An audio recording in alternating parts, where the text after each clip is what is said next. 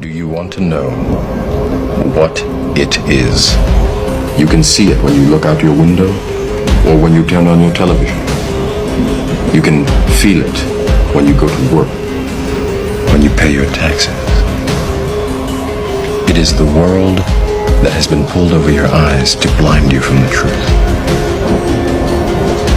What truth?